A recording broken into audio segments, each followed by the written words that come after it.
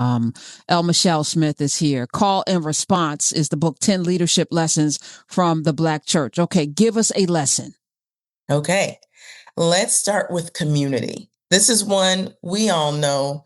It is so embedded in our DNA, Karen, that there's a thing called social cohesion. I just want to bring this up because there's a lot of science in the book. Let me just level set that this is not a religious text.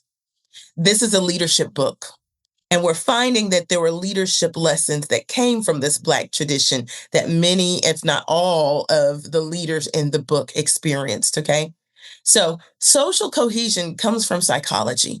And all it means is that generation over generation of shared experience within a people that has experienced adversity has this secret sauce.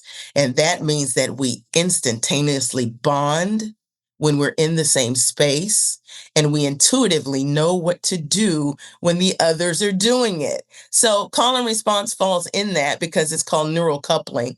That's what our brains do when we hear somebody say, God is good. You respond. All the time. And all the time. That's right. God is good. Michael B. Jordan actually did that at the Oscars when he accepted. He sure and the did. room sounded quiet, but I saw on threads where every last person that I was following responded all the time.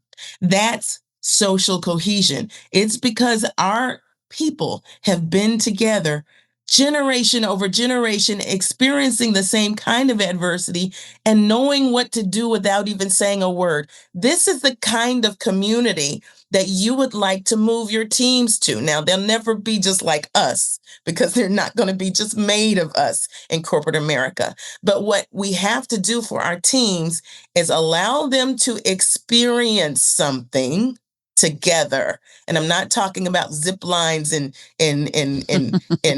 obstacle courses, right? I'm not talking about pizzas and beer carts. I'm talking about actually allowing them to fail at something, go through adversity, and that causes them to bond. There's something in your brain called oxytocin.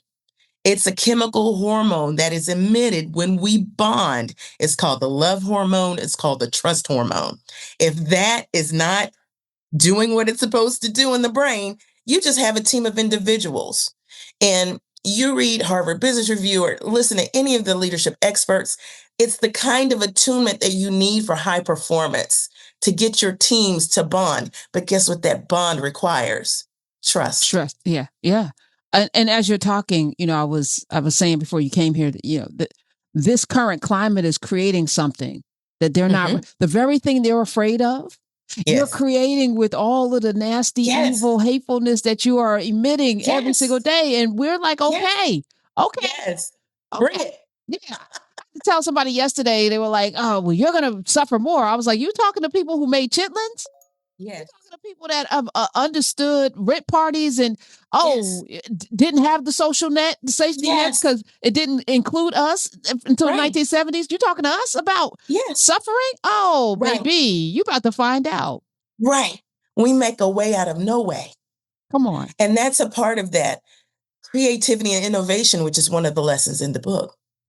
When we didn't have much, right? When the Black church didn't have much. And it wasn't just about the people inside the walls. It was about the community at large.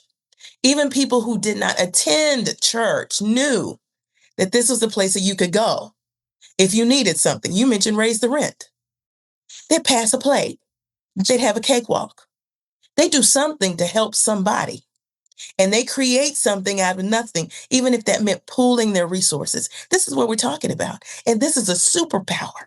Now let's take it to the science. When you look at adversity in that way and you start to reframe it as an opportunity, that's when you get to that growth mindset that Carol Dweck talks about. Not the fixed mindset. The growth mindset runs to the risk, actually names it, calls the thing a thing. This thing sucks, right?